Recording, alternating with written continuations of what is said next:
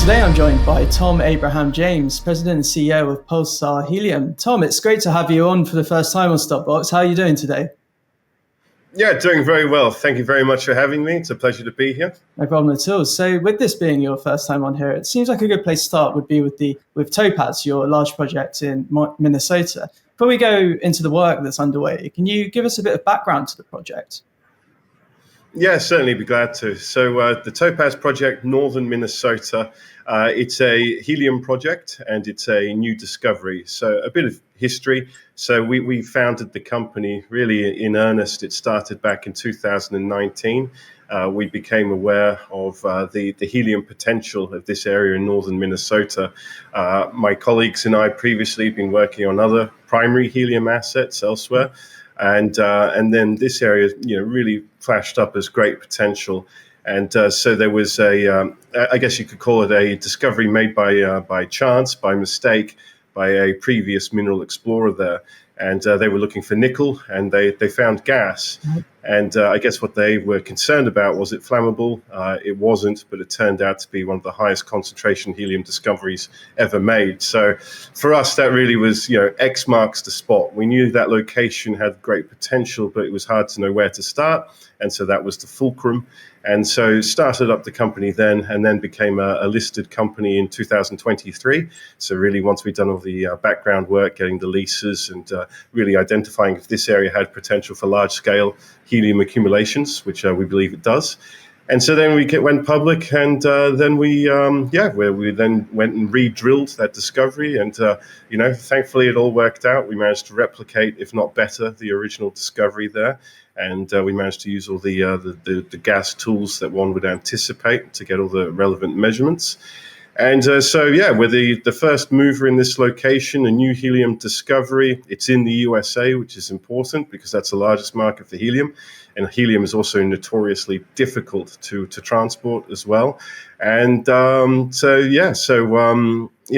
it's all systems go. That I guess you could say that we've proved that the helium's there, and we're now going about de-risking it and seeing Topaz's production potential. Indeed, yeah. So testing at Jetstream 1 recently confirmed strong reservoir productivity. So can you tell us what the next steps on this well are towards production from here? Yeah, certainly. So we drilled Jetstream 1, and so that one, the gas naturally flows up to surface, so we don't need to use fracking or anything like that. And it was, so confirmed that high helium concentration, a good flow rate as well. And so we were seeing that down the well, there's multiple helium-bearing zones. And then on top of that, we found that it's not just helium that's there either. So I guess there's two flavors of helium out there, two different isotopes. So helium-4 is the one that we hear about all the time, so the common application for helium. And then there's a lesser known, which is helium-3, which is incredibly rare on Earth. So we found that we had an elevated concentration of that relevant to other locations on Earth.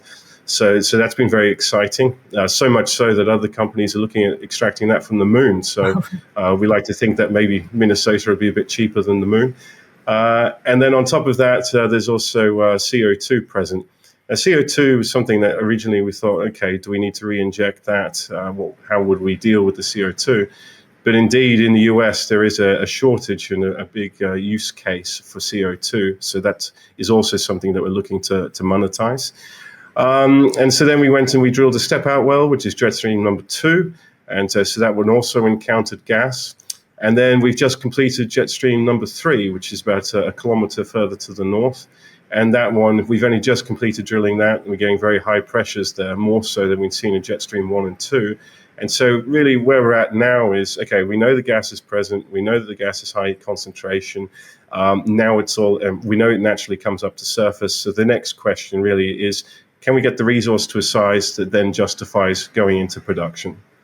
Okay, cool. And that helium-3, did you know that was present? Did you have any inclination that was present before you drilled, or was that just a nice surprise on the upside? We did have an inkling, so I'm very fortunate to have a very good technical team, backing us here. And, I won't bore the audience with the geology, but really what you want to do is have the ability to tap quite deep into the earth. And so where our project is, it's the failed continental rift. So where the Great Lakes are there in North America, and so the plumbing system is quite deep there. So we thought, okay, the potential's there, so we'll go and test it.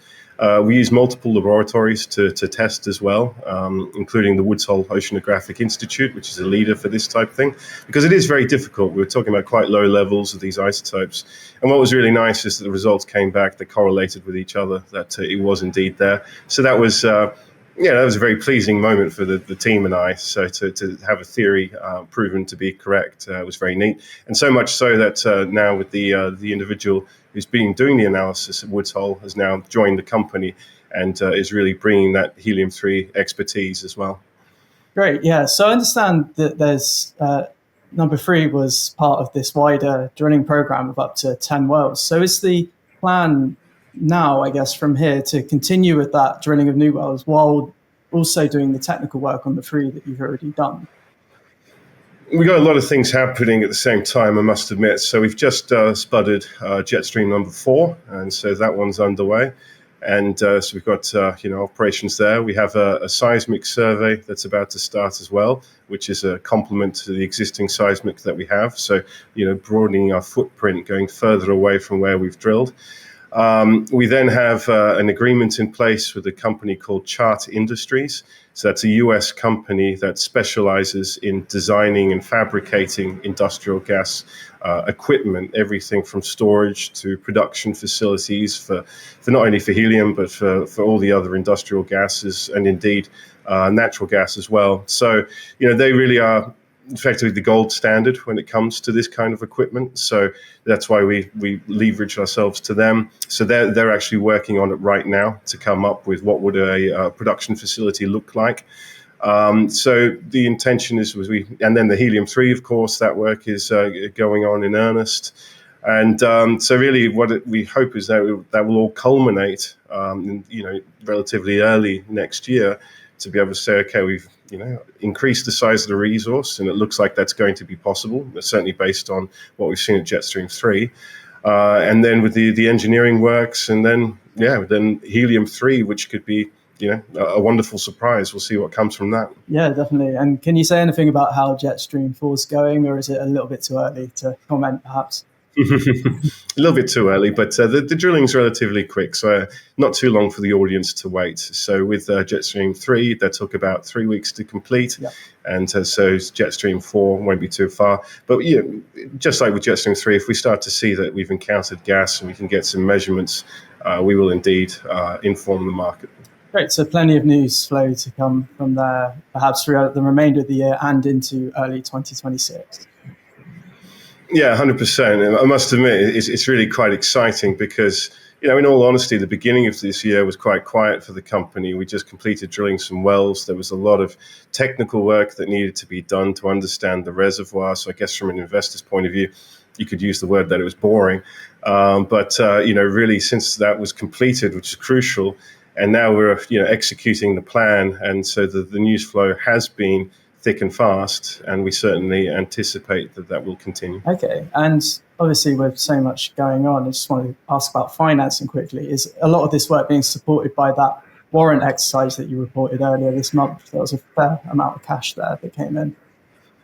Yeah, it was wonderful. So our major shareholder, they exercised their warrants, so that certainly did wonders for the bank account. So that's good.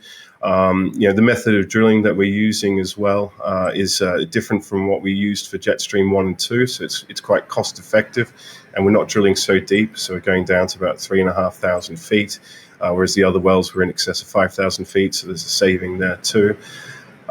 Then we have good backing from a bank in the USA. So they're a shareholder of ours, just under 5%. And it's the bank itself investing, not the clients. But they've offered us also a $4 million project finance line of credit, should we wish to use it. And then also they've said that for production, there's also the ability to have up to $12.5 million from them as well in form of credit. For that, at the moment, that's non-binding only because we're not at the time where we're going to say definitively that we're going to production. but nice to have that support. So yes, we are in a good financial position. Yeah, plenty of options. So moving on to other areas of the portfolio, can you tell us a bit about that opportunity in Greenland as well? Yeah, sure. So Greenland, and so look, here it is behind me. It's a place that I've worked in since 2008. It's a nation that I know extremely well, and really having been involved now in the helium industry for a decade, just a bit more. We apply our methodology of where do you find these primary helium occurrences. Primary meaning that it's the primary economic driver, not a byproduct. And the geology in Greenland certainly is very conducive to that. And we then, a couple of years ago, identified a primary helium source there. And so that's our Tunu project. So identified the helium there. We also see that there is a geothermal energy potential as well. So we used Sproul ERCE out of the Netherlands to conduct a study on that. And so really now it's, I think that it's pre-drill, so it's at an earlier stage than Topaz in Minnesota, but nevertheless a project that we like and we think has got good potential. But I must admit, with the advances that we're making in Minnesota, that really is the focus of our attention and realizing its production potential sooner rather than later. Yeah. It sounds like there's a lot going on. But you've also been adding to your portfolio with new ground in both Michigan and Minnesota over the last month. So can you tell us a bit about that overall growth strategy that you're completing alongside what you're already doing at your ground? Yeah, what we've seen in Minnesota and around Topaz, so our knowledge of the geology and the helium productivity of the broader area, it's quite significant after the years of operating there. And so what we found is that there are other locations that certainly have great potential. So the discovery yet to be made simply because nobody has looked. But it appears to have the necessary ingredients, the Goldilocks zone for finding additional accumulations. So really it's the objective of the company is not to rest on our laurels, but to increase it, to have that growth for the company and to make additional resources. We certainly think that the helium potential in Minnesota and indeed going across into Michigan is quite significant. And we have the opportunity with these recent 2 transactions that are actually very cost effective to be able to increase our portfolio and really put the stamp that we'll be the major player in the region. Great. And finally, with 2025 drawing to a close, can you just tell us what we can expect in the new year? What would you like to see Pulsar achieve in 2026?